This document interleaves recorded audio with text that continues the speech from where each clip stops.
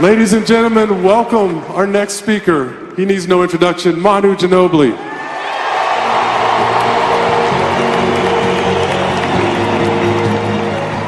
Thank you very much. I'm incredibly nervous too. This is not a usual situation for me.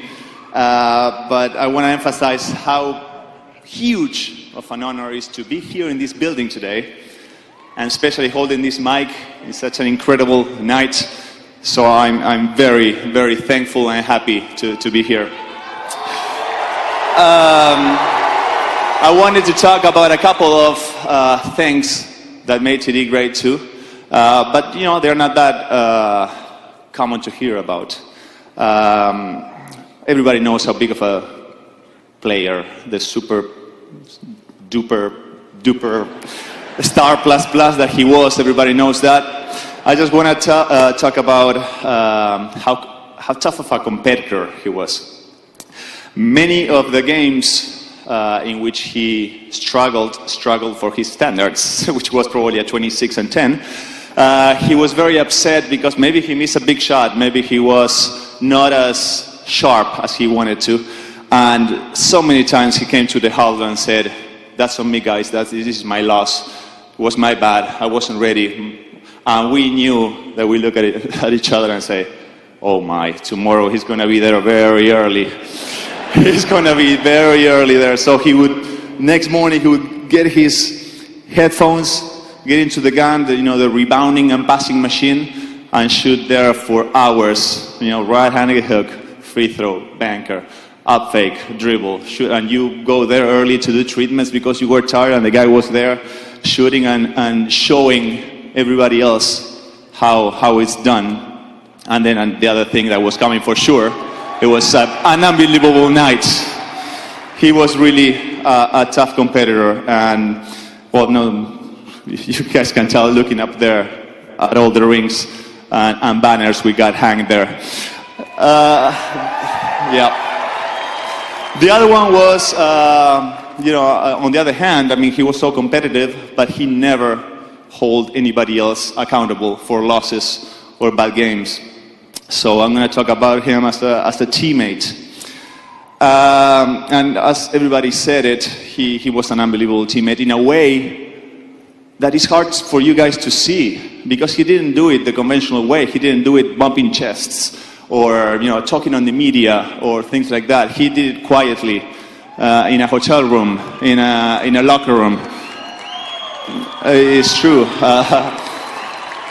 As Tony said it, the first couple of years for us was tough. Pop was putting us through a lot of mental tests. He was the one always being ready to give you a hug, a pat in the head. So many pats in the head. You know what happened up there.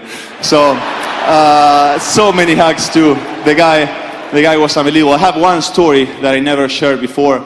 It was 2006, playoffs in Sacramento.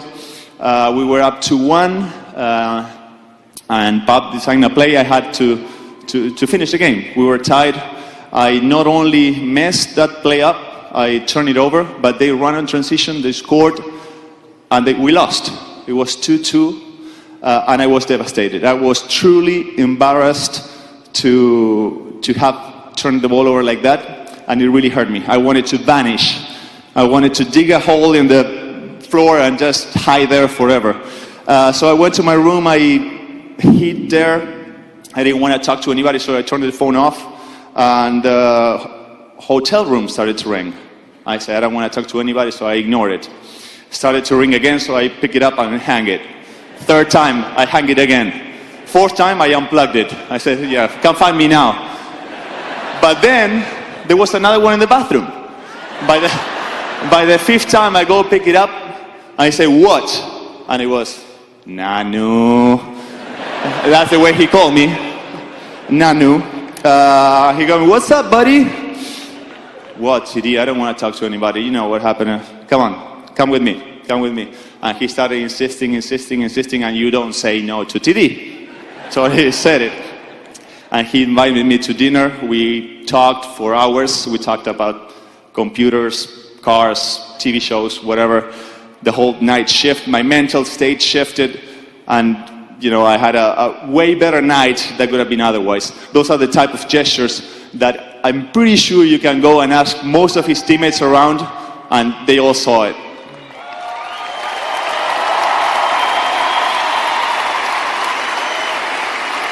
So, since last year, we didn't quite have the opportunity to say goodbye because we didn't know he was going to retire. We thought he was going to play till 58, but he didn't.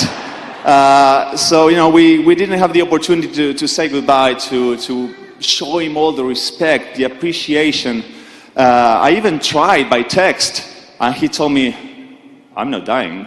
I'm just, I'll be there. It's not that, I'm just going to show up every day." But so I couldn't even say it in that situation. So this is a great one, great environment. I'm pretty sure we as the teammates wanted to have this opportunity, coaching staff and the whole Spurs franchise, and no question about you guys that wanted to say goodbye for the last time. No question. If there's somebody that deserves it, it's him. So, since I have the opportunity now, thank you to Dee. Thank you very much for all these years. Thank you for the 4 rings I have in my home because of you. Thank you for making me better, making him better, and him, and everybody that ever played with you. So thank you very much, really appreciate it.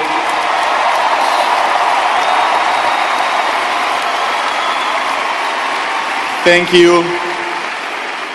Thank you for your lessons that you never tried to give, but you did. Thank you for your friendship. Love you, man.